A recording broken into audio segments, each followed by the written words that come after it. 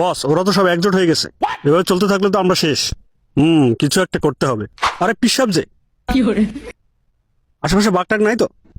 নাই নাই, মাত্র খেতাই দিলাম। তা হুজুর আপনারা আসন কটা দিল?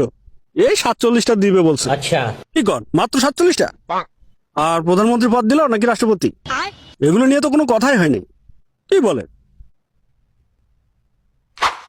আমাদের দল গোপনে জরিপ চালাইছে, আপনার তো 143টা আসন কনফার্ম। কথা ঠিকই আছে, ইদানিং আমার মুড়িদের সংখ্যা বাড়তেছে।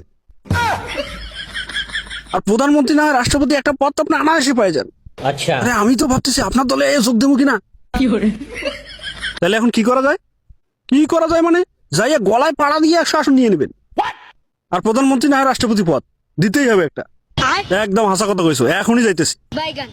একটু জর্দামুখী দিয়ে যান। যা দিছি, দোয়া কইরা খাবি ভিক্ষা কইরা। দলেও নাই, জোটেও নাই, ভোটেও নাই, এরই নাম চর্ম নাই।